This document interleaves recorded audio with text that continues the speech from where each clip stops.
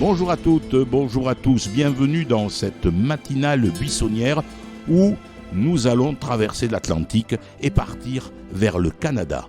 Vous l'avez compris, nous sommes en lien avec Sylvie Bergeron qui a fondé le groupe Le Créateur et qui nous parle régulièrement de psychologie évolutionnaire. Mais Sylvie n'est pas seule. Bonjour Sylvie.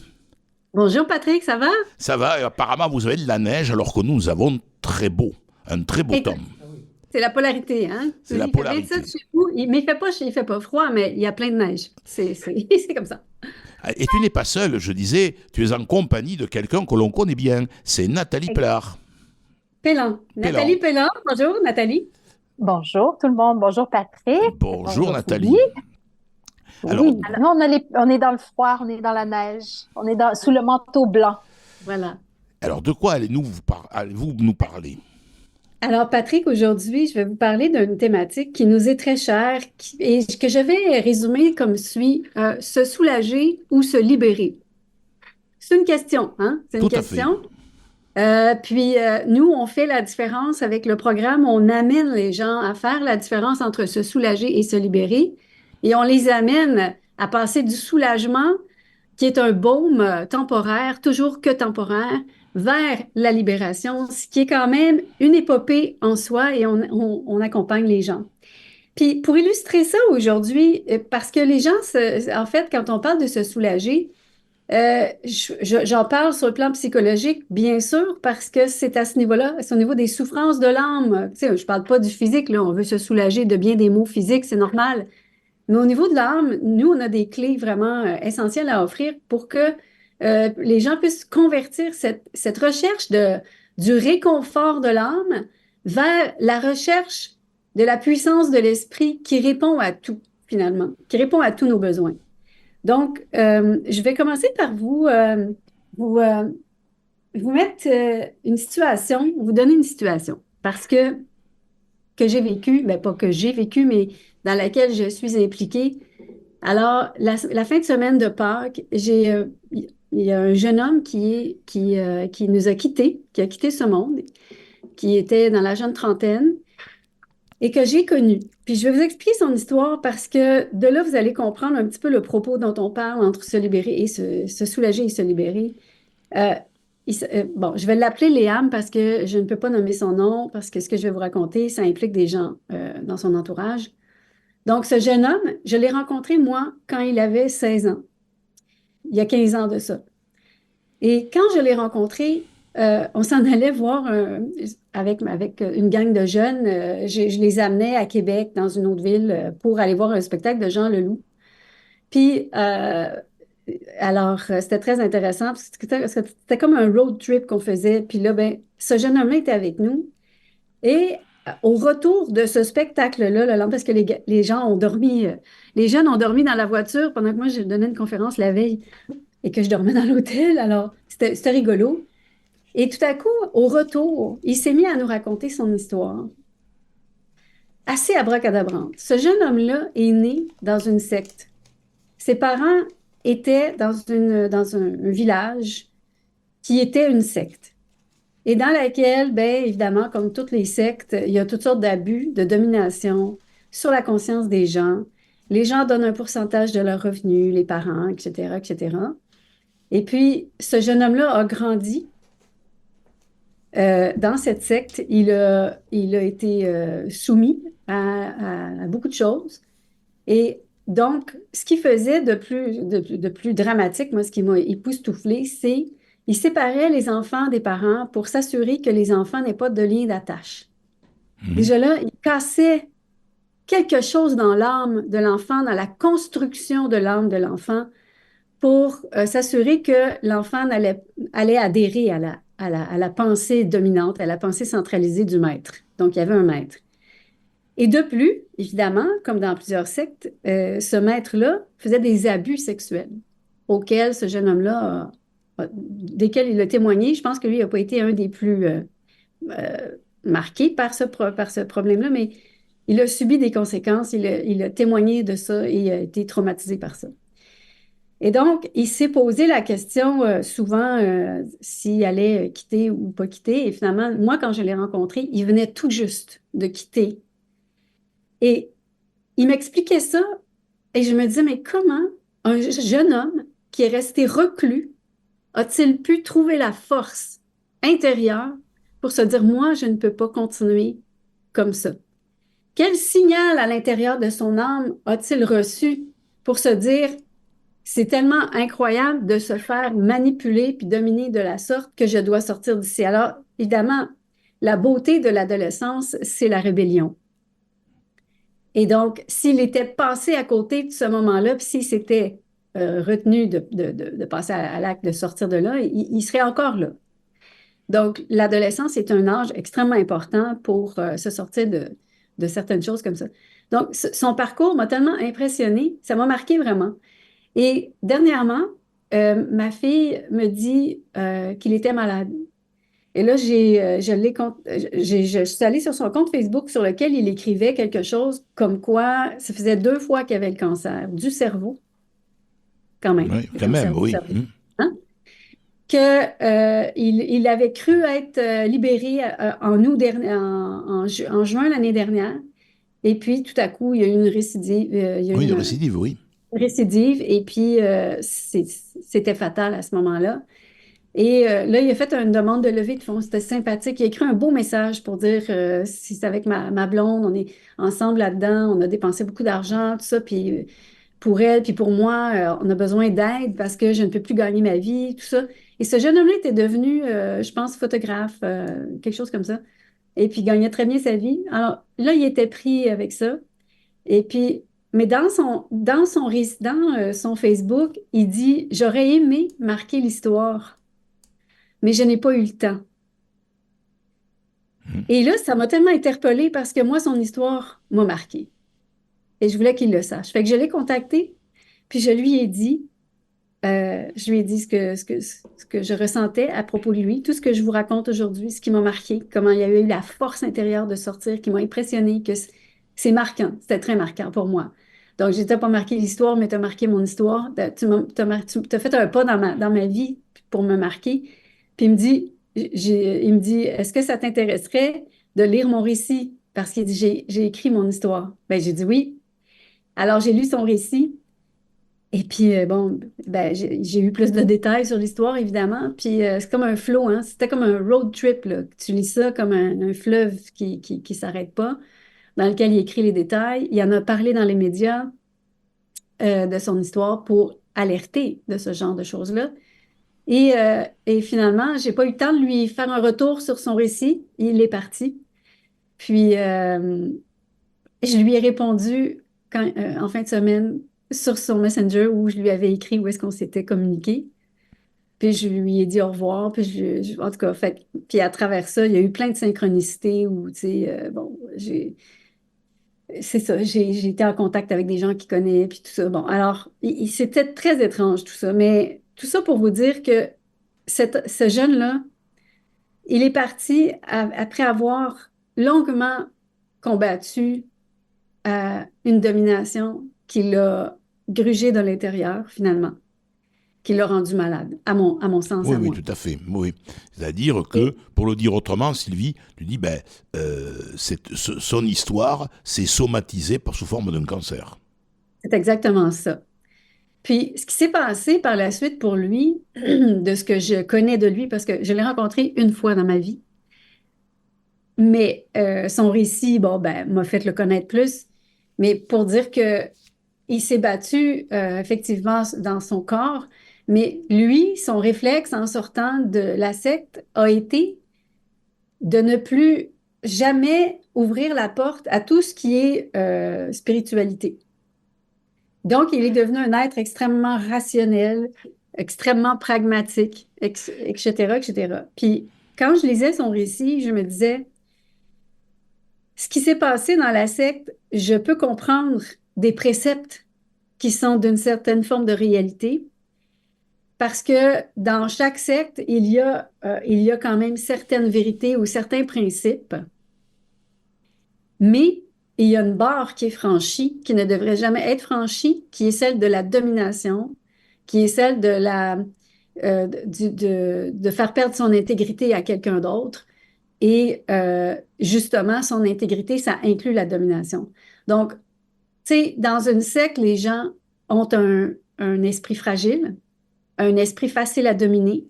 Ils sont faciles à influencer.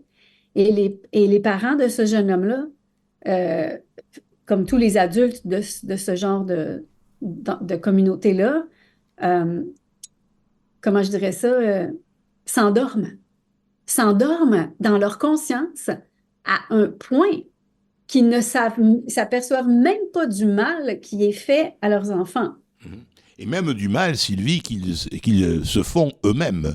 Oui, qu'ils se font à eux-mêmes, mais je partais de Liam pour expliquer, tu sais, qu'il y a des conséquences à rechercher ce confort spirituel, ce faux confort, évidemment, pensant que tu arrives quelque part, que tu suis un maître, puis que là, parce que tu suis le maître, tu vas avoir des privilèges. Et que le maître détient la vérité.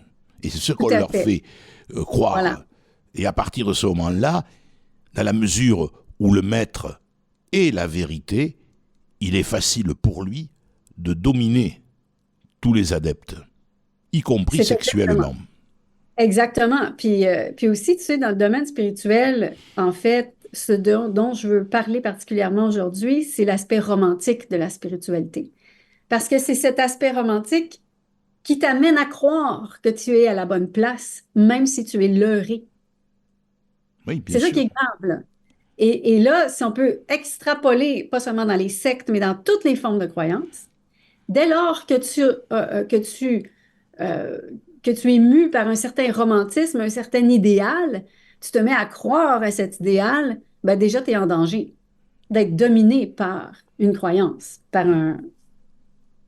c'est ça, donc, tu risques d'être dominé psychiquement, puis c'est ce qui fait que les gens, plus tu es dominé, plus tu souffres, plus tu cherches. J'appelle ça une doudou spirituelle. Tu sais. Oui, c'est vrai. C'est vrai que les sectes ont ceci de particulier qu'en fait, c'est un cocon qui est rassurant et dans lequel on ne mesure pas à quel point on est inféodé à la volonté de l'autre. Donc, pour revenir à ça, dans le fond, c'est qu'on parle de la... Quand tu restes dominé, c'est que tu n'as pas accès complètement à tous les paramètres de ta conscience. Tu es sous le joug.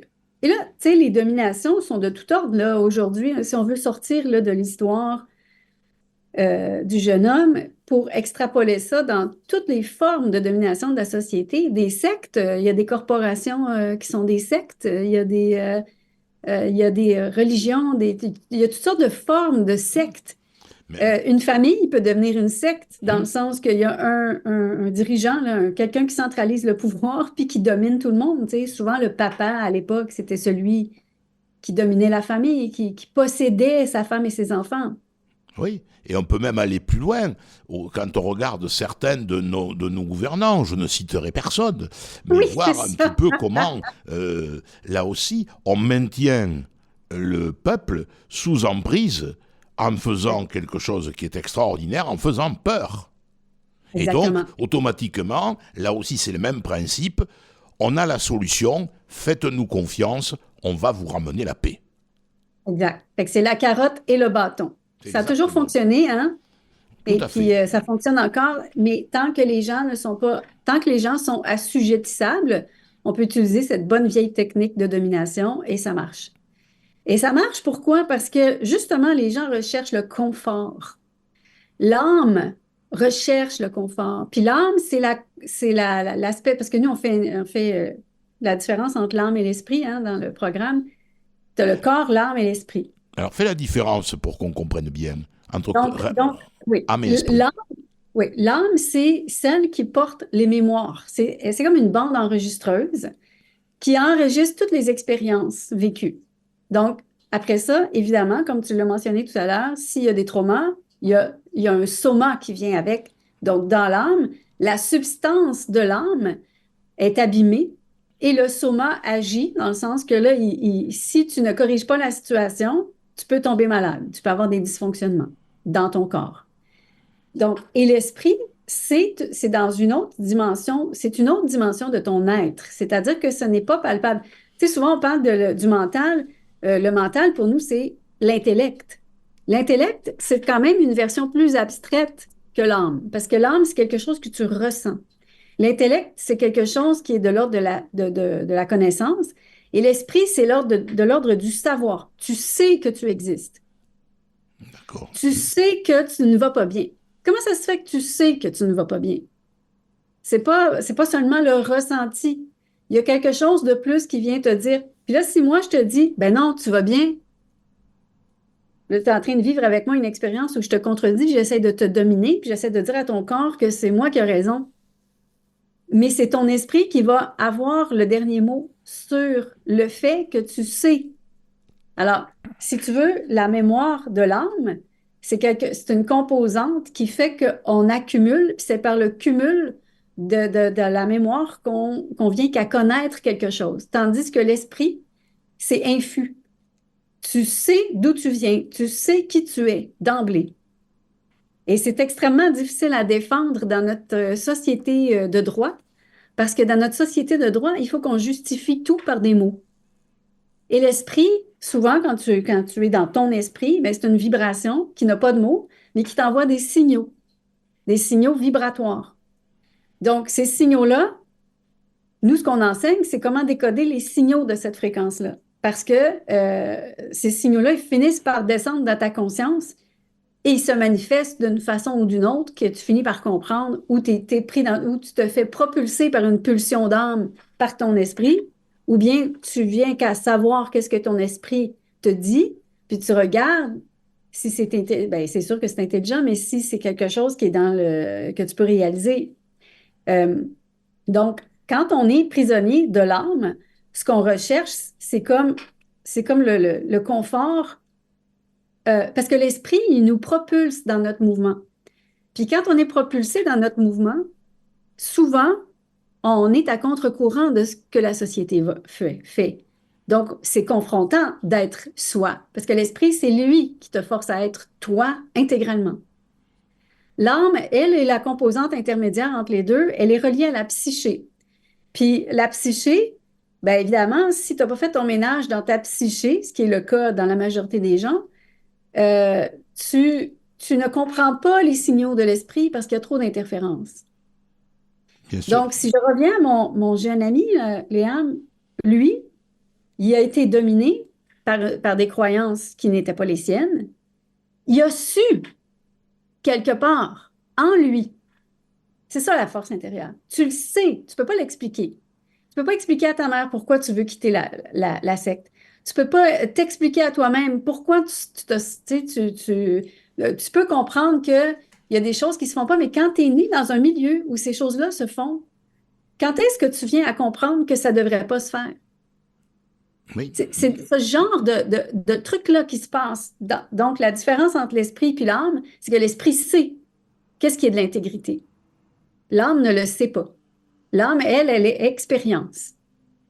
Et donc, euh, on est pris aujourd'hui là avec un plafond entre l'âme et l'esprit. Puis nous, ce qu'on fait, c'est qu'on aide les gens à défoncer ce plafond-là pour qu'ils voient d'où ils viennent, qui ils sont et ce qu'ils ont à faire en réalité. Ce que tu dis, Sylvie, me rappelle un petit peu le mythe de la caverne de Platon. Oui, On est vraiment absolument. dans ce que tu dis, c'est-à-dire que les personnes qui ne connaissent que l'obscurité s'imaginent que la vie est obscurité.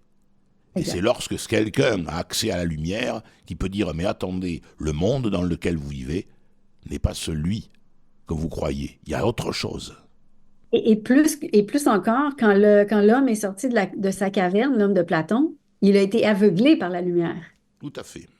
Parce que c'est extrêmement puissant de la lumière. C'est pour ça que les gens ne veulent pas briser le plafond. Mais ça se fait au compte-gouttes, là, ça. C'est pas quelque chose qui arrive subitement non plus. Enfin, moi, ça m'est arrivé subitement, mais c'est pas le cas de tout le monde. Puis nous, on aide les gens à aller vers cette ouverture d'une façon sécuritaire. Mais, tu sais, si tu veux, le côté, je parle de sécurité parce que nous, on veut sortir les gens du romantisme pour qu'ils s'acheminent vers le réel de leur existence. Puis c'est extrêmement éprouvant, puis c'est ça qu'on rencontre comme difficulté avec les gens. En fait, les gens se ferment à la moindre difficulté parce qu'ils ont peur de perdre le confort de l'âme. Puis le confort de l'âme, j'inclus tout là-dedans. J'inclus ton style de vie. Tu sais, on est dans une société riche là, jusqu'à maintenant, là, ça commence à aller mal, mais tant qu'on a de l'argent dans notre compte en banque, on est confortable. Tant qu'on a un système, un filet social, on est confortable. On ne se pose pas de questions. On peut rester dans le confort de l'âme puis se mettre à croire à toutes sortes de choses, mais ne jamais arriver à saisir d'où on vient puis pourquoi on est là. Puis cette question d'où je viens, moi, je suis née avec cette question-là. Hein. C'est une question existentielle. Quand tu es dans le confort, là, tu ne te poses pas de questions existentielles. Moi, je suis née dans une famille confortable. Et pourtant, ça me harcelait la question existentielle. Donc, il fallait que je réponde à cette question-là. Bien, il y a beaucoup de gens comme ça qui ont besoin de répondre à la question existentielle. Mais en ce moment, la majorité des gens se font endormir à un point où ils ont une question existentielle, ils sont sur les antidépresseurs. C'est ça, c'est existentiel, là, rendu là. C'est que tu n'arrives plus à te connecter à toi-même. Ton existence ne t'appartient plus. Donc, mais ils décident de rester engourdis par toutes sortes de substances extérieures pour rester dans le confort. Alors là, Sylvie, j'ai une petite anecdote à te raconter. Nous étions auprès d'enfants qui ont 9 ans. Et on leur demandait ce qu'ils avaient retenu de l'actualité. Et il y a une petite fille qui nous a dit « L'actualité nous angoisse, nous fait peur. Les adultes, ils sont à côté de nous, ils parlent de ce qui se passe dans le monde, et nous, on a peur.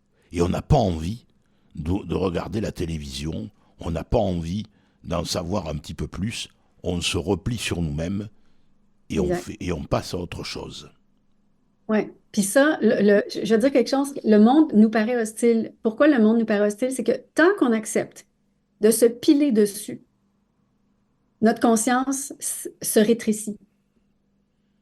Tant que tu acceptes de ne pas être toi-même, tu ne peux pas être dans ta pleine grandeur. Puis plus tu avances, en fait, moins tu as le goût d'avancer, plus tu as le goût de rester enfermé dans ta maison parce que tu as peur, parce que tu n'es pas mesuré à toi-même pour devenir plus grand. Et c'est ça l'esprit. S'ouvrir à l'esprit, c'est apprendre à se mesurer à sa pleine grandeur.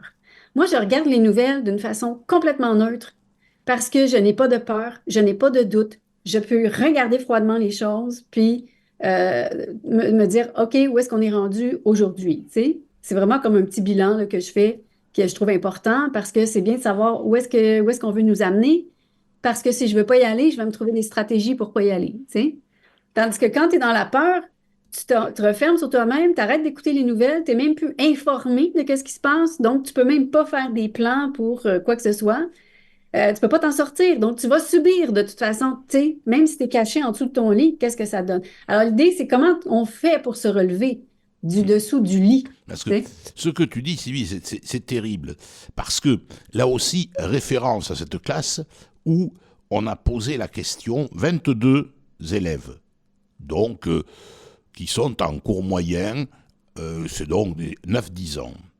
On leur demande quels sont de ceux qui ont des parents qui lisent la presse. 2 sur 22.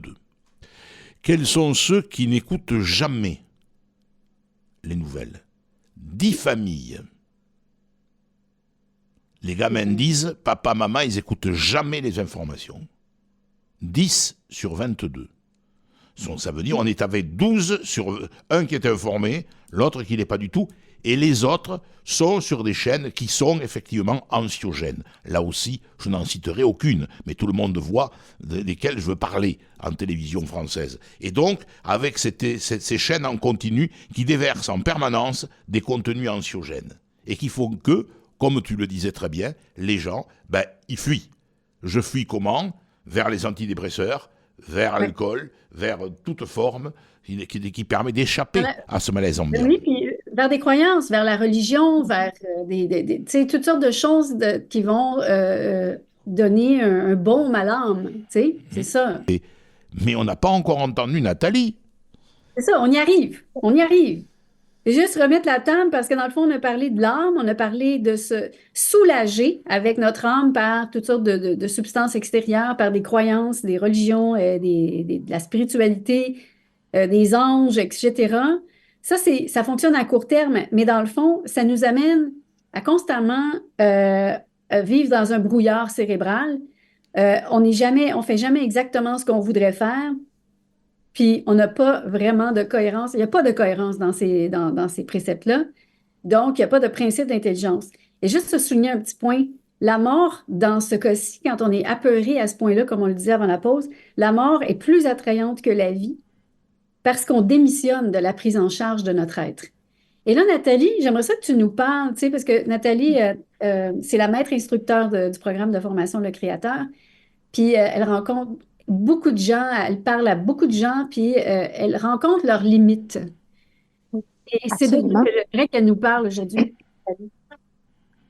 Alors Nathalie. Je vous écoutais parler, et puis dans le fond, moi, ce que j'entendais, c'est que les gens se font supporter constamment dans leurs angoisses, sous toutes sortes de formes.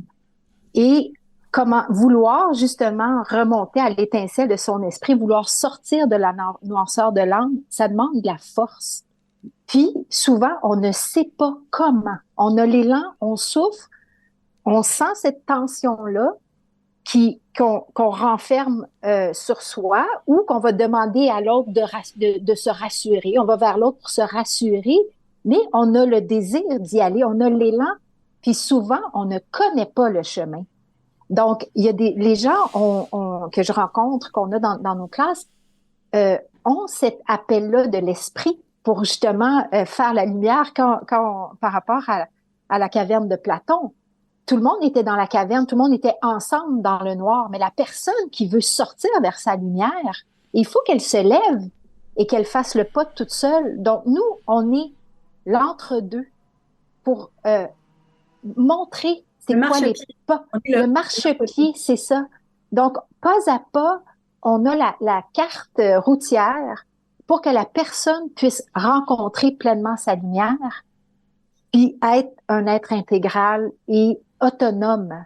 S'auto-gouverner, c'est le socle de la formation. Pourquoi? Parce que sinon, on est toujours en danger de se faire supporter par autre chose que soi. Donc, c'est vraiment un chemin ardu. Puis, particulièrement en ce moment, oui, effectivement, il y a de la peur, mais c'est une émotion qui est à traverser pour rencontrer un peu plus de force à l'intérieur de soi. Donc, si on est toujours en train d'écouter dans notre tête toutes les émotions qui nous bombardent, qui nous amènent dans une chambre d'écho avec soi, et aussi qu'on rencontre la chambre d'écho des autres, ça fait, comme on dit, un joyeux bordel de tension, puis c'est difficile d'y voir clair. Donc, entre la carotte et le bâton, l'être qui est là, qui est souvent démuni, mais qui sent cet élan-là de liberté, qu'est-ce qu'il fait? Donc, le programme accompagne réellement les gens pour que, non seulement que ça soit... on n'offre pas de doudou spirituel. C'est pas une doudou. C'est même pas une doudou mentale. C'est réellement le réel qu'on apprend pas à pas à découvrir à l'intérieur de soi. Et puis, je peux vous dire que les gens arrivent en étant dans une dualité, en souffrant beaucoup, mais en ayant cet élan-là, ce désir-là de comprendre très profondément les structures. Puis quand ils commencent à se comprendre, moi je les vois dans la classe, quand ils commencent à comprendre comment ils sont structurés, eh bien c'est là que l'étincelle jaillit. Pas Intégré. à pas, c'est ça. Ils comprennent comment se mettre en phase avec leur propre leur identité profonde, et ils peuvent mettre fin à leurs angoisses profondes aussi. Donc, plus on va creux dans notre identité, plus on va rencontrer nos démons intérieurs, plus justement on peut traverser la tranchée puis s'acheminer vers ce qu'il y a de plus brillant à l'intérieur de soi, vers notre étincelle. Donc, on amène les gens à traverser les tranchées de leurs angoisses pour comprendre c'est quoi de la maturité, de la force, et que les gens puissent se tenir. à l'intérieur d'eux. On a besoin de gens autonomes. On a appris à être supporté par les autres, à supporter les autres aussi dans leurs angoisses. Donc, ici, c'est réellement cette autogouvernance-là qu'on instruit les gens. C'est le processus de l'autogouvernance. Tu as dit, Nathalie, des choses qui sont tout à fait essentielles. On apprend à accueillir l'émotion, que ce soit la peur, la frustration, l'abandon, alors que dans notre société, on fait tout pour l'éviter. Tout à fait. On gèle. On gèle, c'est ça. Exactement. Et donc là, ce que vous proposez, c'est de véritablement, et Nathalie, tu as utilisé le mot, de traverser la peur. Absolument. Parce que c'est quand on traverse la peur, quand on reste avec, qu'apparaît le jaillissement de l'esprit. C'est ce qu'on enseigne au niveau 1, là. C'est la première étape, là. Oui. Parce que si tu n'es pas capable de faire cette première étape-là, tu vas plafonner dans ton cheminement spirituel, entre guillemets. C'est là que les gens plafonnent. Les gens plafonnent au niveau spirituel parce qu'ils ne vont pas dans leur corps traverser, nettoyer, aller dans les émotions, les recoins les plus noirs, faire le ménage de la psyché, là. Tu sais, c'est vers ça qu'on s'en va pour pouvoir arriver vers l'esprit. Mais les gens qui sont dans une croyance spirituelle, ils engourdissent leurs émotions en se mettant dans un état de romantisme par rapport à leurs croyances et à leurs idéaux. Oui, on se laisse porter. On n'est pas sujet, on n'est pas acteur, on est spectateur de sa propre souffrance. C'est bien dit, ça. Parce que c'est vraiment, comme Nathalie vient de l'expliquer, nous, on rend les gens acteurs de leur vie. C'est ce qu'on devrait enseigner partout. Être, non plus vraiment, subir, mais être acteur. Puis, non seulement c'est ne pas subir, mais c'est comprendre aussi les leurs qui nous supportent dans notre conscience. Oui, tout à fait. C'est vraiment, les leurs, ils peuvent être de tout ordre. Puis même quand l'âme veut s'élever vers son esprit, il y a des leurs aussi qui fait qu'elle rentre dans une espèce de confort, puis on ne sent plus la tension dans notre corps. On est porté, c'est évanescent, les douleurs ou les angoisses sont répondues par cette espèce de petite, c'est comme un petit voile, un petit voile douillet, mais on peut rester là longtemps dans cette innocence-là.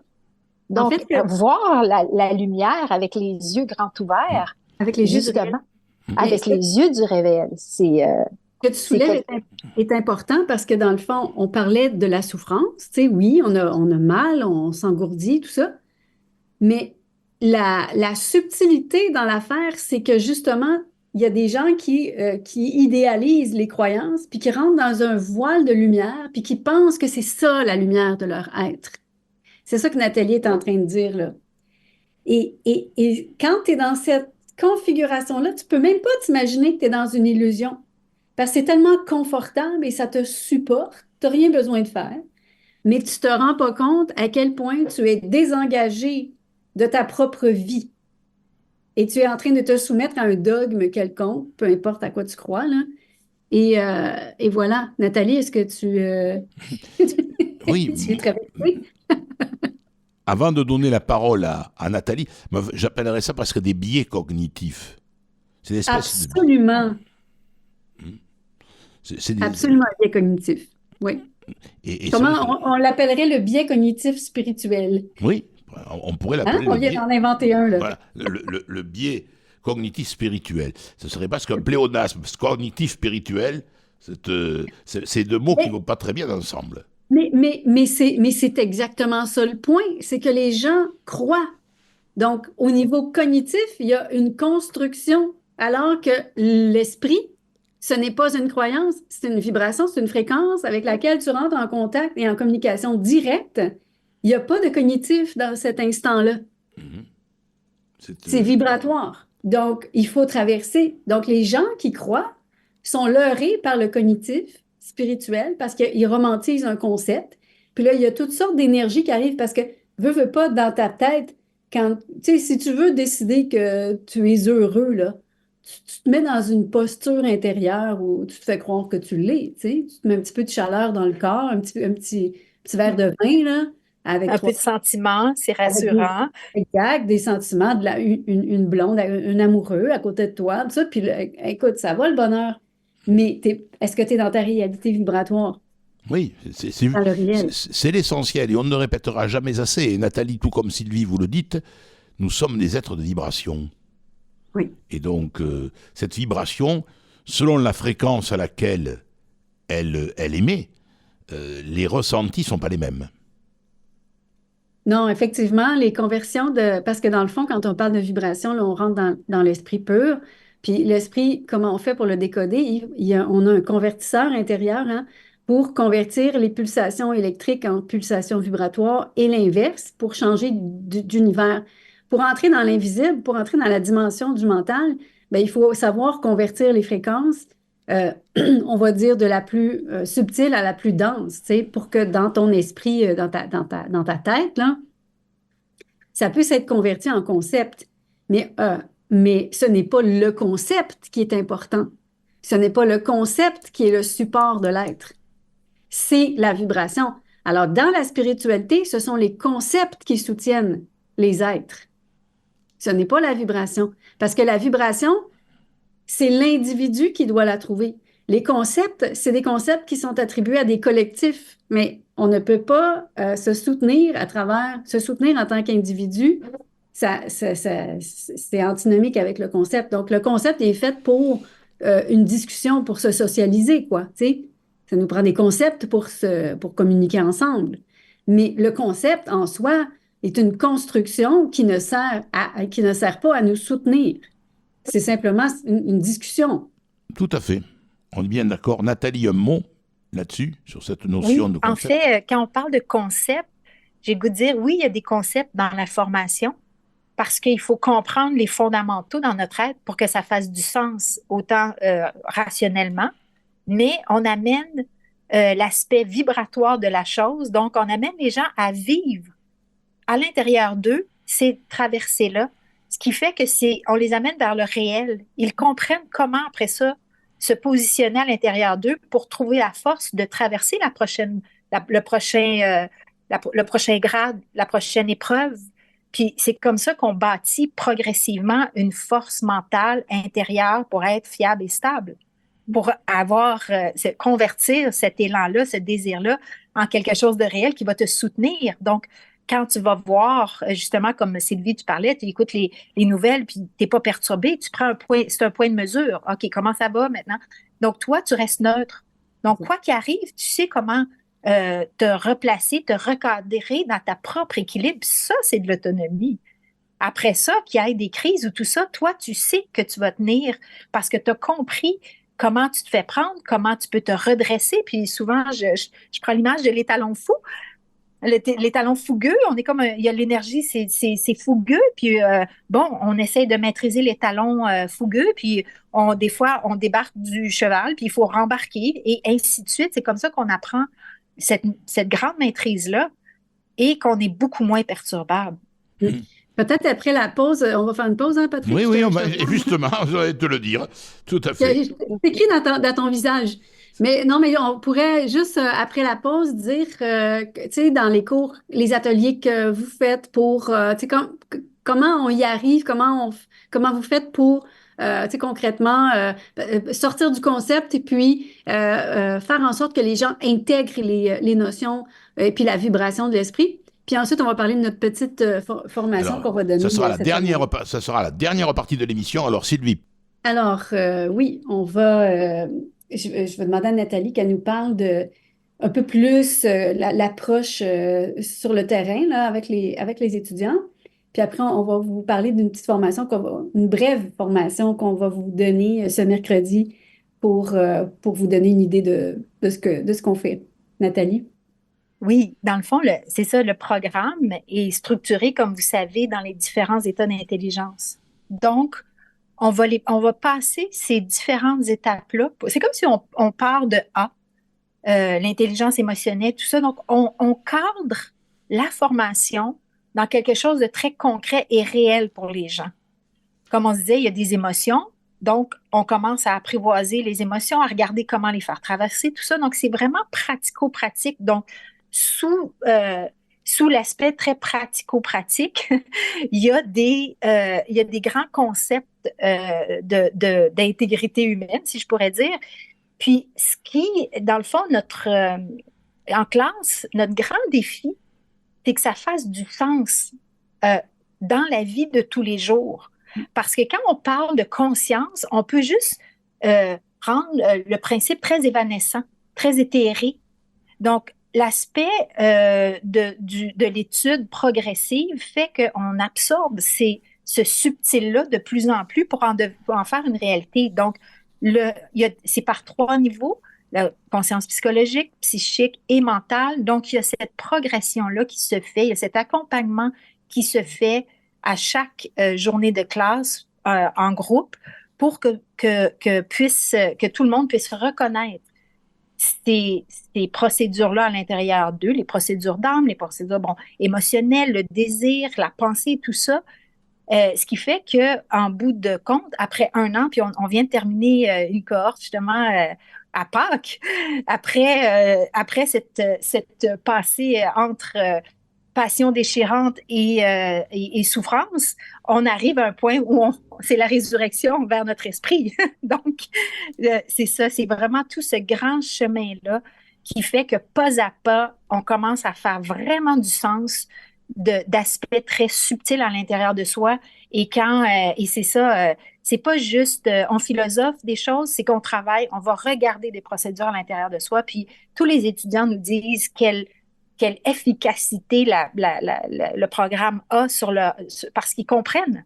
Ils comprennent comment faire, ils comprennent qu'est-ce qui se passe, comment traverser, comment se cheminer de plus en plus réellement, puis avoir des bénéfices concrets dans leur vie de tous les jours.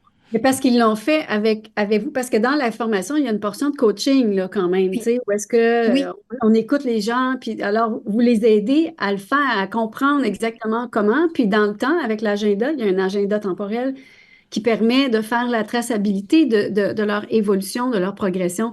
Ça me fait penser, tu parlais de rayonnement, d'évanescence, parce que effectivement, c'est pas un concept, l'esprit, mais c'est très difficile à capter parce que quand tu es plafonné puis quand tu es limité par énormément de peur, tu ne captes pas l'esprit. Tout à fait. Donc, c'est ça qu'on enseigne. C'est comment débloquer pour que la personne puisse accéder à son esprit et comment le mesurer par la suite, parce que l'esprit aussi, il peut te dominer. Il n'y a rien qui doit dominer notre être, même pas notre esprit. Alors, l'esprit, c'est des mesures électromagnétiques, hein? Et puis, ça va avec le ressenti dans l'âme. Et là, à partir de ce moment-là, l'âme convertit toutes les valeurs émotionnelles en valeurs vibratoires dans la cellule même.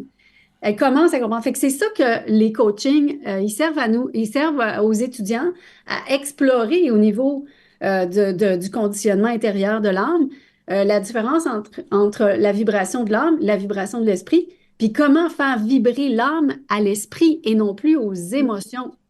Ouais. Puis aussi prendre des risques. C'est ça. Prendre des risques dans leur vie, de parler, de dire qu'est-ce que, tu sais, de respecter leur intégrité. Comment on fait ça dans la vie de tous les jours? Ouais, risquer d'être soi. Puis je vais juste revenir au rayonnement parce que c'est quand même une valeur, comme tu dis, très subtile à comprendre. Ça me fait penser à Albert Einstein qui disait qu'on ne pouvait pas vraiment voir, tu sais, comment mesurer les choses à ce niveau-là, au niveau du rayonnement. C'est que tu peux suivre sa trajectoire pour le mesurer. Mais tu sais, capter, mesurer, en tout cas, c'est complexe même en physique.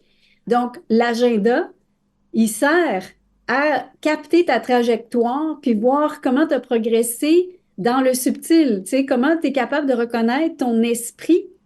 C'est vraiment un travail de petite abeille que tu fais avec toi-même qui est extrêmement payant à long terme parce que ça fait que tu te stabilises de l'intérieur.